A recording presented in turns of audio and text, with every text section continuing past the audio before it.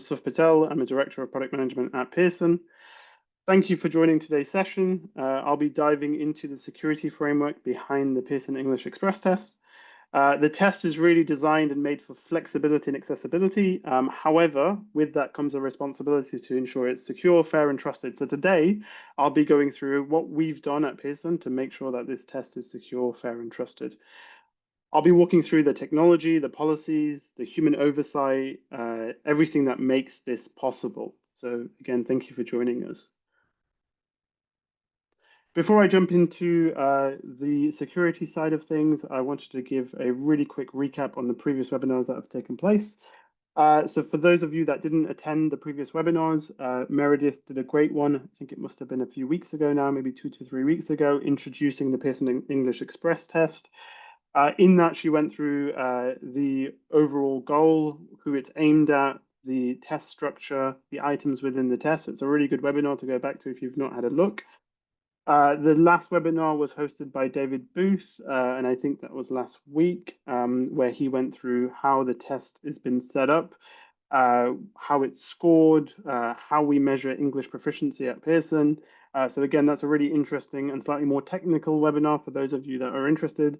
And today I'm going through the security side of the webinar, arguably, but I'm going to say this is the most critical pillar when it comes to remote testing. But yeah, all three have been, the previous two have been exceptional. So I'd recommend you go back and have a look at them. The webinars are available online and recordings are available. So if you've not had a look, we can post that in the chat. So today I'm going to be very briefly recapping the Pearson English Express test, so giving you a really top-level view as to what that's about. I'll then be diving into why we care about security, why security matters, and we'll look at the risks and expectations from both institutions and from students. I'll then go through our security model, our structured approach to identifying and mitigating risks. I'll talk through how we think about security in every step of the process, from registration to certification. We'll show how we think about security throughout that entire process. I'll talk about our remote proctoring. We'll explore how human oversight complements the technology that we're using, which is really interesting. And then I'll dive into the test rules and policies. So we'll review how the rules, we'll review the rules and how we handle violations. And I've got a really nice example of when one of our aspects of our retake policy that we have. And then finally, I'll talk about adapting to a changing landscape. We know that technology is evolving very quickly around us. So looking at how we're staying up to date and how we're staying ahead of emerging threats like AI misuse, deep fakes, and kind of what we're doing in that space. So first off, what is Pearson English Express Test? Let's do a really quick recap. So the Pearson English Express Test is a fast, flexible, and secure English language test designed for students applying to institutions in the US. So it's very much focused at US-bound students. And it's been designed with 3 core principles in mind: speed, fairness, and simplicity. So it's a 1-hour test. We're really proud that scores are available within minutes, so really alleviating test taker pressure. They get their scores within minutes. However, it takes 48 hours to verify the results. So they can see their scores immediately and very quickly, but they wait 48 hours for our human in the loop to do a check to make sure that everything is verified, and then we return the certified results within 48 hours. So what that means in practice is if you're a test taker, you take the Pearson English Express test, you see your scores instantly. However, you can't share these scores with anyone at this point. So you can't share it with any institutions. You wait the 48 hours, and typically it's within the 48 hours. You would then have your test certified, and you can share it with as many institutions as you would like. We use AI scoring, so we're not using any large language models, but we do use our AI scoring engines to make sure that we have unbiased and consistent scoring. So every test taker is evaluated on exactly the same criteria. It's a simple test, it's on demand, it's at home. You can even take it in your PJs. There's no need to travel. You don't need to wait to go to a test center. So it is incredibly accessible. It's available at any time. You know, if you're a night owl, you can take this test at 3 in the morning, or if you're an early bed, you can take it at 6 a.m. in the morning. and it's $70, so one of the most affordable options on the market. I'm going to briefly go over this slide. Some of it I'm going to cover in more detail when I jump into the security. But as I said, it's a 1-hour test. It's completely online. It's taken via a desktop application. This allows us to lock down the security further, but it is a desktop application that you need to download once you want to take the test. We have online asynchronous proctoring that takes place. You need a government-issued ID, a quiet location, reliable internet, a laptop, and a mobile phone. As I said, it's AI scored. I'm going to skip over the security side of things. We cover all 4 skills, so reading, speaking, listening, and writing. There are 12 item types, and institutions are able to get a written and audio sample of the test taker so that they can listen or read the test taker samples if they want to. So that just gives the institutions a better feel for the test applicant, how they write, and how they speak, and an ability to just double or triple check their proficiency should they want to, and make sure that it aligns with the score that they've been given. And there are 50 questions within the test, and it takes, as I said, 1 hour to complete. Awesome. So moving on to security, why does it matter? So we care about security, especially in remote testing, because we've realized that this is not just a test. We're delivering a credential that institutions rely on to make admissions decisions. So if the test isn't secure, the results can't be tested, and if the results can't be trusted, and if the results can't be trusted, the value of the test collapses. So making sure that the test is as secure as possible guarantees test integrity. It safeguards the admissions quality. The security protects the integrity of the test, and it also allows us to strengthen the institutional credibility and the quality of the teaching. So that institutions, when students arrive, they arrive with the proficiency that we certified them to have. So that when they come to campus, when they come to the US to study, you can just get on with the teaching that you need to do. And for students, it protects honest efforts. We know that students put a lot of time, energy, and sometimes cost into improving their English proficiency. So it's incredibly important to make sure that those honest efforts, that they get the scores that they deserve, and it won't be devalued by other people potentially not giving an honest effort towards getting an English score. It ensures fair evaluation. I've talked about us using our AI scoring, but there's also ID verification, human proctoring that we use. But it all comes together to make sure that students are assessed on their own merit. And finally, it builds trust in the certification. And that also then helps students. So when they give their results to institutions, it's respected by the institution that they give them to. So talking through our security model, what does this look like? We really start with the test taker behavior in mind. So, I can cover off a list of things that we do from a security standpoint, but first, what we really do is we identify both actual and potential behaviors through our extended use, our extended test taking that we have given. So, Pearson administers hundreds of thousands of tests, millions of tests every single year. And through that process, we have a large bank of experience to pull on. So we have identified both actual and potential behaviors that can take place, both remote proctoring and in going to a secure test center. We then look at those behaviors and look at the associated impacts of those behaviors. So if someone did a certain behavior, what would the impact look like? We look at the severity of the behavior and the likelihood that that behavior is going to take place. And then finally, we put the mitigation measure in place. So what is the thing that we need to do within our platform, within our policies, within the rules to make sure that we can mitigate against that test taker behavior and the associated impacts? So let's take a few examples of how we have mapped our behavioral-based model and how it works in practice. So here are some common behaviors that could compromise test integrity. And for each one, we've designed a specific mitigation journey. I would love to share more with you, but there is only a certain amount I can share here. So I'm focusing on test taker behaviors that are pretty that we have seen as to be pretty common. Uh, so someone receiving help from someone in the room, the associated impact of that is it's likely that the candidate is receiving external help.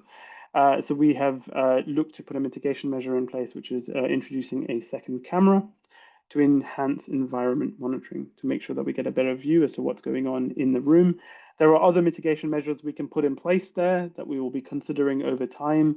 Things like 360 room scanning, and there are other measures that we can also look. So for each of the behaviors and for each of the associated impacts, there are multiple mitigation measures that we can put in place, either from a policy perspective, from a rule perspective, or from a product and platform perspective.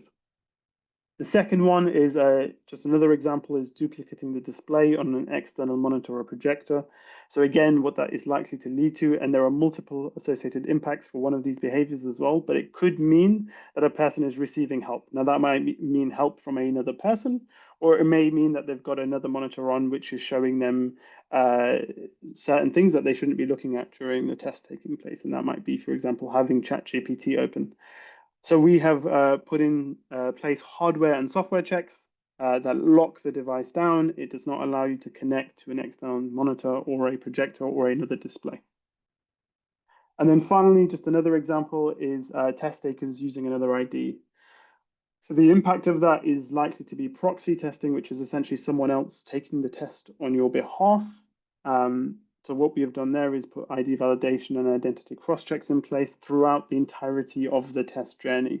So from the moment that you enter your ID, doing a liveness check, doing a check against what you look like in the person at the time. And I'm sure a lot of you have had to do this for various purposes. But then during the test itself, making sure that we're looking at things like the video and also the audio of the test taker during the test itself. So hopefully that gives you a few examples of the behavioral-based approach in practice. As I said, one of these behaviors can have multiple associated impacts and then multiple mitigation measures. So you can see how this builds out over time. Moving on to looking at the security on every step of the journey. So we're considering here the pre-test setup, the e-commerce journey, so purchasing a test, creating an account to the point of actually taking the practice tests, downloading the application to take the actual tests, the pre-test experience, taking the test, and then post-test. So there is every step of that journey, we are thinking about security. And as I said, we're also looking at it from a policies perspective and from a rules perspective to see what we need to do. So this is a security model that we have put in place to help us identify threats. I like to call it the TIE framework or the TIE framework, and we can break that down into test integrity, so ensuring the results reflect the candidate's genuine unaided performance. It's also to make sure that our tests are not leaked, and we are constantly refreshing our test item bank. We have monitoring in place to make sure these things are happening. We have the identity pillar, so ensuring that the person taking the test is who they say they are. We are also looking at things like having biometric scanning or specific audio scanning to make sure that the person is the same person throughout the test, but also amongst millions of tests, making sure that people aren't taking the test for other people. And then finally, the environment and devices trust. So that's all to do with the physical and digital setup to make sure that it's secure, free from interference. And I'm going to cover some of these in a bit more detail in a second. But these three pillars really come together to make sure that we give a secure end-to-end experience that is really kind of puts trust at the center of the experience. So let's take a specific example. So looking at identity management, we are looking at the ID part of the triangle here in the TIE framework, really looking at government issued IDs, verifying those by mobile. You would have to take a photo of your ID, and we will be doing that. So it's you have to do that with your mobile phone because we found the quality of the images to be better, and then verifying that to you as a person. So you then having to use your camera to verify that you are the same as the ID, and there is also a liveness check built into that process. Cross-checking the ID and the profile data. As I said, speaker verification, analyzing voice patterns, and then a video recording throughout the entire test. And we have got two sources of video. We've got the webcam video and a second camera.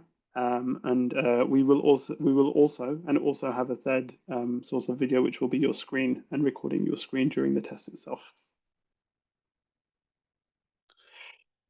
Moving over to account management. So this is making sure that there are robust background checks in place.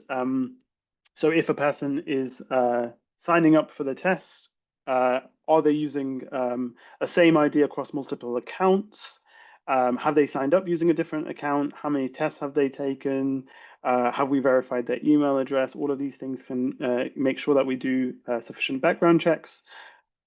And then also thinking about how we block duplicate accounts, adding another layer of protection into that process.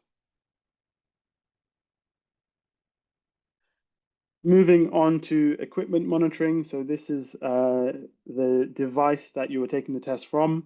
As I said previously, you will be using a laptop to take the test. You cannot have any peripherals or external devices connected. You can't use headphones like I'm using at the moment. You can only use the mic and the audio as part of the laptop and the webcam associated with the laptop. You'll need to set up a second camera and you will need to download a desktop application to take the test. And the keyboard needs to be associated with a laptop, so you will not be able to have an external mouse or keyboard attached or with the laptop. We will also be tracking Bluetooth connections, so preventing connection to hidden devices. We will block any software to prevent malpractice, so that might be things like spell checkers that are operating, and we will ask candidates to turn those applications off as well. We'll also check things like internet speed and operating systems, just to make sure that the candidate is on a device and a system that is supported and up to date. Moving on to on-test checks, so during the test itself, and as you can start to see that some of the mitigation measures that we put in place cover different parts of the test, the identity and the environment, so it kind of all starts to come together, but we will have screen controls implemented, so things like not being able to change tabs or minimizing the application during the test itself. I've already talked about autocorrect, but we have a whole host of applications that we will be blocking from running in the background. Shortcuts like copy and paste will be blocked, and recording the screen and screenshots will also be blocked to prevent leaks of test content. Moving on to video checks, we will have comprehensive webcam checks. So your video will be recorded for the entirety of the test session. As I said, you'll also have the second camera and the screen recorded. This will all be supported by AI technology to help. So we will have proctors. So we will have a human in the loop that is monitoring, that is reviewing the video content after the test is complete. But all of this will be supported by AI technology to make sure that flags are put in place so that proctors know where they need to look at. So sometimes it will also catch things that proctors wouldn't even notice. The technology is really interesting there, where it can actually start to pick up flags in test taker behavior that a human looking at the test would not notice by default. We can then improve those models over time and make sure that future tests are also looking for those things. We have, as I said, automatic alerts raised, flagging behaviors such as moving out of a frame, a different face appearing, face not visible, looking away, or a partial face visible. We do the same on the audio side. And as I said, we have a secondary camera.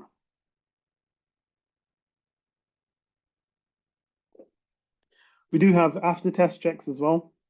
So as I said, those flags look at things like mismatch within the test or if there were background sounds recorded, such as second voices. And those are all triggered to make sure that proctors know where to look. But as I said, it also helps to certify the test to make sure that, as I said, people aren't coming into the room or leaving the room, or there wasn't anything else detected that potentially the proctor didn't even see during the session.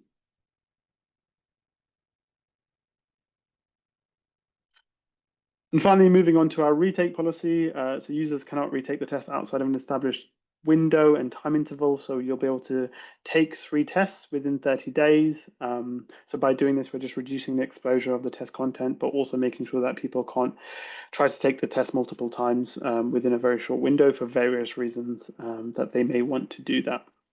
So this will just make sure that the consequences are appropriate. If people do try and create another account to get around this, then we'll have to look at what we do in terms of our policy to make sure that we block those people if that continues. And we do have a policy that we're putting in place around malpractice and retakes. So that will help us to make sure we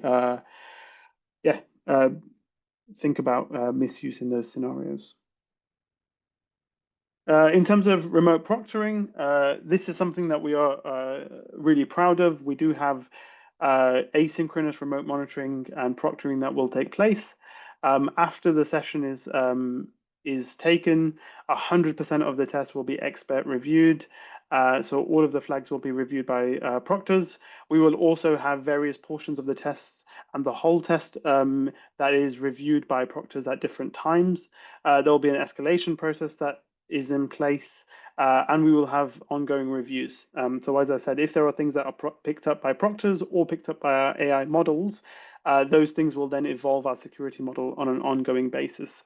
Now, I have to be very careful with what I've shared, so there may be areas where I've pulled back a little bit, but kind of that's as much as I wanted to share in terms of the specific things that we'll be doing on the security side. There are over now 100 different security mitigations that we are putting in place to make sure this test is as secure as possible. We are constantly evolving this on an ongoing basis. So let's move into our test rules and policies. We have the security features that we are putting in place. We have 4 essential pillars: security features, the remote proctoring, the policies, and the test rules. The policies, these define things like the overarching principles that guide the test delivery. So things like a malpractice policy, a retake policy, an IT policy, an incident policy. So these are things that we will have in place. And have in place. There are the test rules, so this will set clear expectations for candidate behavior. We have the security features, some of those that I've just gone through, so those technical safeguards that are in place, things like screen locks, ID checks, all the things that I've just talked about that can help prevent misconduct. And then finally, the remote proctoring. So having that human in the loop, making sure that every single session is reviewed, every single ID document is reviewed, just to make sure that helps us to make sure that the test is as trusted as possible. So now I'm going to take a moment to dive into our retake policy. So we have a model that we have put in place to look at different things like our retake policy, but I wanted to kind of double click into the retake policy and go into that specific example. So we look at the behavior severity and the frequency. We also look at things like the intentionality, but in this model, I just wanted to cover the behavior severity and the frequency. So as you can see, if it's a low behavior severity, and it's a one-time occurrence, we are more likely to offer a free retake.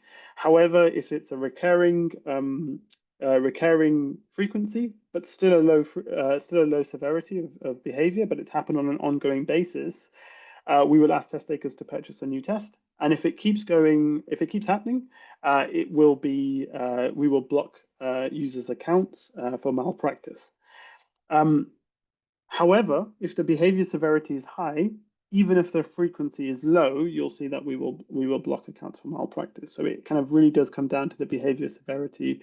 If there is intentional fraud taking place, then obviously we will consider that more strongly. then something that may be considered lower behavior severity, something like audio in the background. And again, intentionality is also taken into account at that time. So let's take a specific example of this. So you may have something like a second camera issue. We know that test takers sometimes have issues with their second cameras and the setup of the second camera. So, let's say if you've got it balanced behind you and it falls over, we may offer a free retake for the first time that happens. But we also make it clear that if it's repeated, because what we really want to make sure that we do is we educate and support the candidate as much as possible. So we don't want to punish them unnecessarily. However, if there happens on a repeated basis, then the accountability goes back to the test taker in this regard, and we would have to ask them to purchase a new test. Again, this all is a very fine balancing act. A test taker, for example, may drop their phone on purpose, and intentionality is incredibly difficult to measure and look for.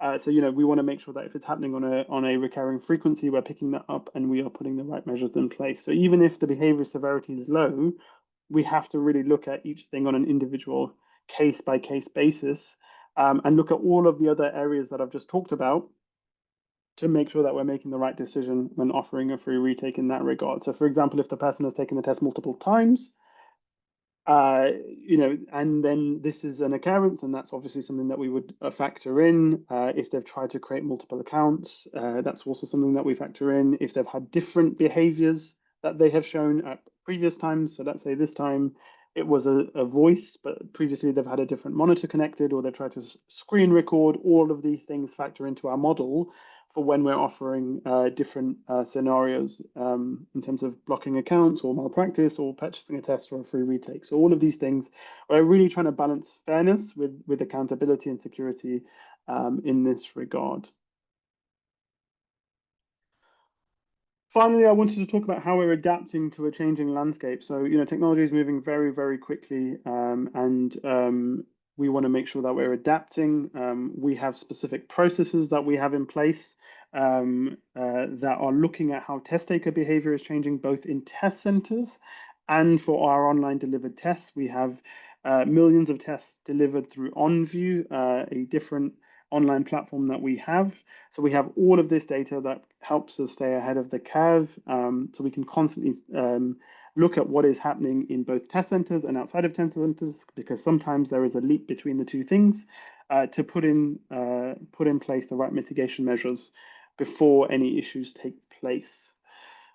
So just some of these examples that I want to go through, deep fakes, so creating synthetic videos and or audio. This may be AI cloned voices used to pass speaking sections, deep fake videos used to track facial, deep fake videos used to get around our webcam checking that we do, and our secondary camera is in place for that. And then finally, fake IDs or AI altered documents that we have to think about in this regard as well. And then secondly, using AI. So using AI on the fly during a test. We know models are getting faster and faster. We know that you can also use AI with things like Claude, ChatGPT, and other models now. So how would we have to think about ways of making sure that we can put mitigation measures in place, and we have put mitigation measures in place. So they're looking at things like overly polished templated responses, rehearsed delivery that mimics spontaneity. But again, I can talk more about the issues that we're looking at. I want to talk less about the mitigation that we're putting in place, because there's only so much that I can say. But there are machine learning algorithms that we are putting in place that can distinguish between real and synthetic speech, between AI generated text versus human written text. There are things like other things that we can look at that I cannot talk about at the moment. And then finally, our partnerships help keep us ahead of the curve. So we have strategic partnerships announced with AWS, Amazon, Microsoft, and Google. So we are working closely with companies like this to make sure that we're staying ahead of the curve. So use their services and the developments that they're putting in place within our products to make sure that we are as secure as possible. And finally, I also wanted to talk about the great fun that our internal teams are having trying to break the test. So we have dedicated teams within Pearson that are trying to break our security models, ethical hacking, you can call it, all the time. So they are constantly looking at how would test takers behave, and we have these teams globally, so they can look at what's happening locally to really understand how they should be trying to essentially game and break our Pearson English Express test. So that's a ton of fun that the teams have been having, and that allows us to really make sure that we're kind of trialing our own systems and putting them through as much rigorous testing as possible as we're developing the test. That comes to the end of the test. The product will be available in August. It's currently going through testing. So thanks very much for sticking with us. Again, it's a really fine balance in terms of how much I'm able to share. So I may have pulled back at certain times and stopped myself from sharing, but I've just got to be careful with how much I'm able to share in this session because some of these security aspects that we put in place, we don't want to talk about externally for reasons that you can imagine. So thanks again for sticking with me, and I will hand over to Abby, who I think is running our Q&A. Yeah, thanks so much, Suf. That was a brilliant deep dive into Pearson English Express Test and the security that we're building in it. Super interesting. So now it is over to our audience, and we're opening up the floor for your questions. So please, if you haven't already, pop them into the Q&A and we'll get through as many as we can. And we do have a few coming in. So first up, Suf, you released to the public in October. Are you planning to keep looking at security and reviewing when it's live? Yeah, great question, Abby. So the security is never one and done. We have an entire product development process and teams dedicated to constantly improving our security. So it won't be done when we go live in October. The October will be our first launch to the market, but we will be looking very closely at all of the data coming in, looking at how the tests are being used, and also reviewing all of our test sessions to make sure that the test is as secure as possible, and then we'll be improving it on an ongoing basis. As I said, technology is always evolving. Our partnerships allow us to have conversations with partners like Amazon, Google, and Microsoft as to what's coming, so we can even get ahead of things before they get released to market. So it's actually a lot of fun making sure that we build this product as secure as possible, and it's an ongoing process. So it'll never stop for as long as the product is in market. Awesome, thank you. So another one, if a student does not achieve their desired score, how soon can they test again? So they can test immediately. So if they don't get the desired score that they want, they can test straight away. We do have a policy of 3 tests being taken within 30 days. Now, that doesn't include free retakes. So we may offer a free retake if there is a technical issue during a test, but it is a maximum of 3. And that's just because we need to think about the security of the test. So that's the limit that we've set at that point. Okay, I hope that answers your question, Robin. Next one. Are test takers likely to notice the strong security measures or are a lot behind the scenes? Yeah, that's a really good question. Whenever we think about security, we have to balance it with the user experience. So, what kind of friction is it adding to test takers? However, we have to put security and trust at the core of this product. So, as much as possible, most of these security features will be in the background. Some of them will mean that there are certain things that the test taker has to do in the pre-test setup that they may not, that may add friction to them starting the test. However, we can't get around some of them, but what we're constantly looking to do is just improve that user experience. So as much as possible, take the load off the test taker, make it as easy and simple for them as possible. Some of that is through having really useful videos that show you how to set yourself up and what to do. Some of that is actually through the kind of product user experience and thinking about, okay, how do we improve this? It's taking X amount of time for someone to set up their second camera. How do we minimize that time? How do we make it as easy for them as possible? So again, just like with the security side, the experience for test takers is something that we're really kind of conscious of. It's a stressful time taking a test, so we want to make that as incredibly easy as possible. So it's something that we're always looking at. Sure. I think that leads quite nicely into another question we have.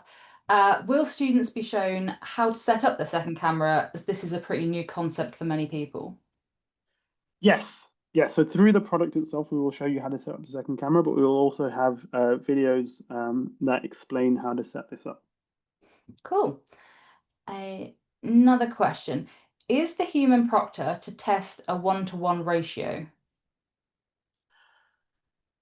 If I understand the question correctly, yes, every single test will be reviewed by a proctor. They will look at the test itself, they will look at the ID document, and they will look at the security flags, whether that's in relation to any of those sources of videos that I've talked about. So your webcam, your secondary camera, your screen recording, and they will be also looking at audio flags as well. There are other things that they are looking at the same time. We have multiple data points and multiple sources of information, but those are the ones that I can talk about now.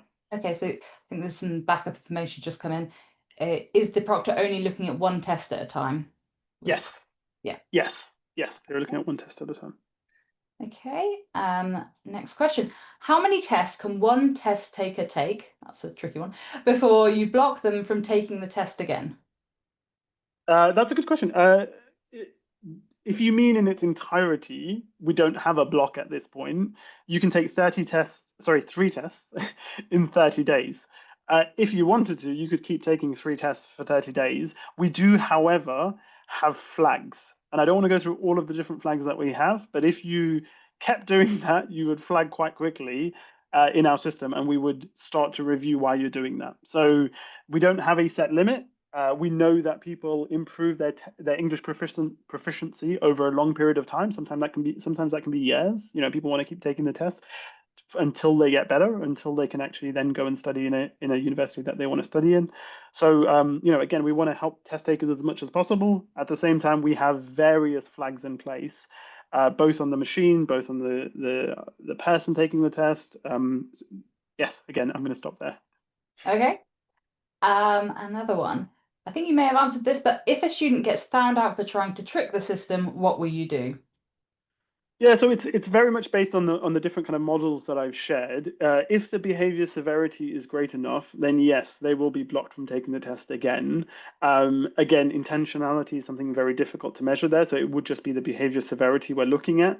And if the behavior severity is great enough, then yes, they would be blocked from taking the test again. Okay, and then the final one. So just a call to anyone if you want to get your questions in. Now is the time before we finish. What is the current acceptance trend among institutions? So that may be one that Meredith could answer if she comes off mute, if she is here still. Hi, Abby. I am here. So I would say that the trend is continuing. People are accepting PTE. People are Pearson English Express tests.